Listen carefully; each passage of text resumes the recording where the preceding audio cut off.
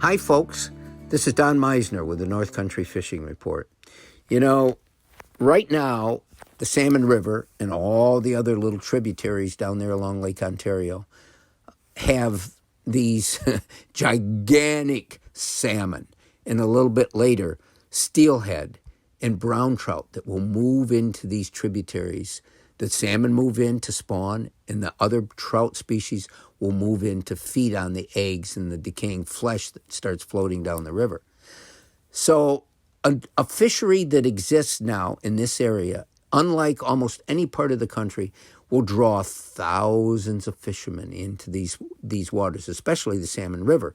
And it's made a huge impact on the economic not only well-being, but I think expansion of Oswego and the counties in that area. So what are we looking at for a fishing experience? If any of us was to go down there and fish for these giant fish, a once-in-a-lifetime occurrence, there's certain things that we got to be aware of. Number one, it's more like a carnival affair. If you look at the Salmon River, the people are lined up shoulder to shoulder with their lines in the water trying to catch these giant fish that are moving through. And so the experience is different than anything that I talk about here on the radio. It's not something that I would enjoy, but that doesn't mean that you wouldn't.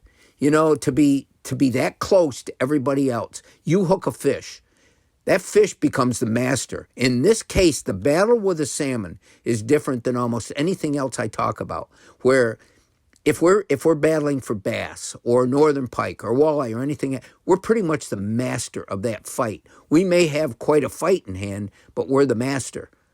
But that's not the case. When people hook a salmon, when they're fishing along the shore in the Salmon River, those salmon are the master. Those salmon take off and go wherever they want to go, and their power is extraordinary. And you just hang on. You hang on for dear life, and you follow. And if you're going to follow, you're going to go over other fishermen's line. You yell out, "Fish on," and then you start moving and hope people will move away from you as you go forward. So it's a whole different experience. I talk about what I love in fishing is the solitude, the peacefulness, the way I can sort of soak in the reverie that takes place as I look at the things around me. Well, that isn't what's happening down there. It's zoo time. It's go time. And I guess the experience, the reward that people are looking for is that one fish of a lifetime that's a monster that they can have pictures of and they can show everybody back home, look what I did. I conquered this. But it is something that brings thousands of people to the water. And it's a part of what fishing is. That's a certain type of fishing that doesn't exist anyplace else. And it's something I think that if you haven't seen it, even as a onlooker, as a bystander, you can go down there and you can stand up on one of the bridges and look down and you can see the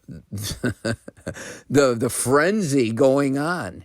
It's something you won't forget. So either now is your time to be part of the frenzy, or now is your time to go look at the frenzy. It only exists right now as those fish come in and they by instinct, they head up the water to spawn. They don't know they're going to die, but they're going to die. But there'll be new salmon that take their place, that go back out to the lake and will return another day to give more people that enjoy the zoo atmosphere a chance to catch the biggest freshwater fish they'll ever tangle with. Until next time, folks, this is Don Meisner with the North Country Fishing Report.